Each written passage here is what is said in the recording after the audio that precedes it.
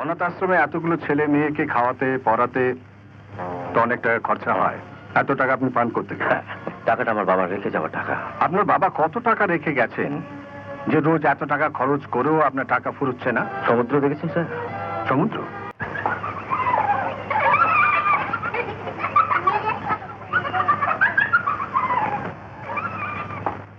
শাড়ি, শাখা, সিঁদুর এসব ফেলে যে শর্মা হঠাৎ কোথায় চলে গেল?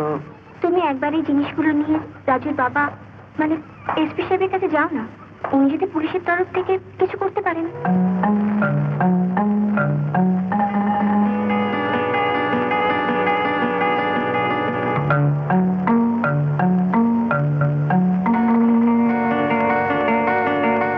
আপনি নবাব? আগে হ্যাঁ, 8 বছর আগে ধূপগঞ্জ থানায় বসে যাকে আপনি মিথ্যে কথা বলেছিলেন যে কি বলেছিলাম সেটা আমার মনে আছে, কিন্তু কেন বলেছিলাম তার কৈফিয়ত নিশ্চয়ই আপনাকে আমি দেবো না।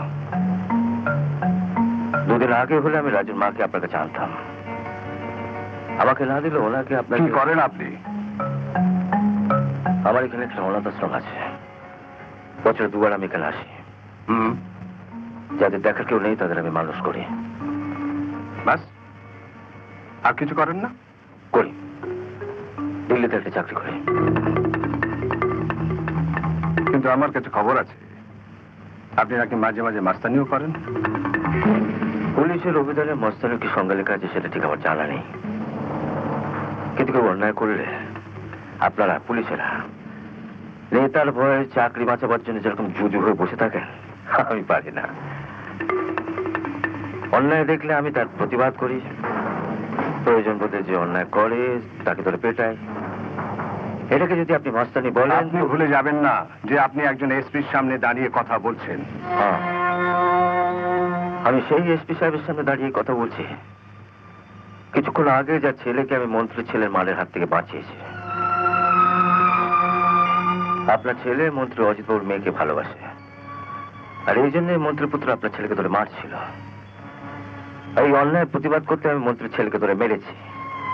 এই মারাটাকে যদি আপনি মাস্তানি বলেন তাহলে আপনার সামনে দাঁড়িয়ে আমি স্বীকার করছি আমি মাস্তান। মন্ত্রীর ছেলেকে মেরেছেন, আপনার ভয় করছে না? ভয়? মন্ত্রীকে তো আপনারা ভয় পাবেন স্যার, আমি কেন ভয় পাবো? আমার তেমন কোনো গদিও নেই যে হারাবো বা বদলি হবো।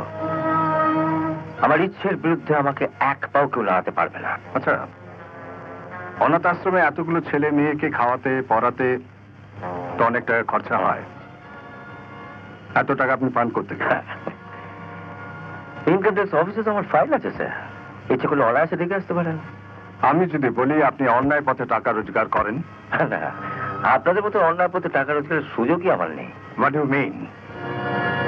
কোনো পুলিশ অফিসারের তো দেখি দামে বেনামে অনেক টাকা, বাড়ি, এমনকি কারো কারো গাড়িও আছে।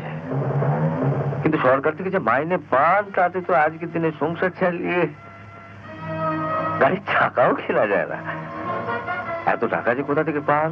আপনি কোত্থেকে টাকা পান সেটা জানাতে আপনার আপত্তি আছে? যদিও জানাতে আমি বাধ্য নই, তবু বলছি টাকাটা আমার বাবা রেখে যাওয়ার টাকা। আপনার বাবা কত টাকা রেখে গেছেন যে রোজ এত টাকা খরচ করেও আপনার টাকা ফুরুচ্ছে না?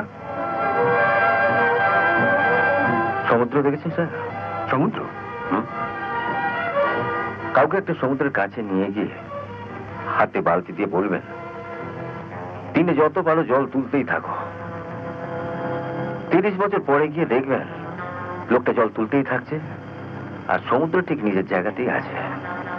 কি করতেন আপনার বাবা? কুমার প্রতাপ নারায়ণ চৌধুরীর নাম শুনেছেন? সেই অত্যাচারী জমিদার যিনি গরিবের টাকা লুট করে? হ্যাঁ, আমি তার একমাত্র সন্তান। আমাদের জমিদারি বংশ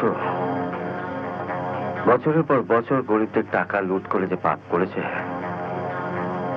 আমি সেই লুটের টাকা গরিবদের মধ্যে পাপের প্রায়শ্চিত্ত করছি। টেবিলের উপর শাড়ি আর গয়নাগুলো রইল, দয়া করে শর্মার একটু খোঁজ করবেন। শুনুন,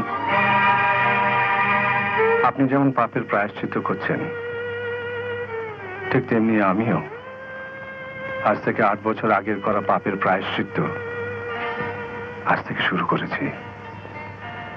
রাজুর মা মানে শর্মা দেবী আমার বাড়িতেই আছেন।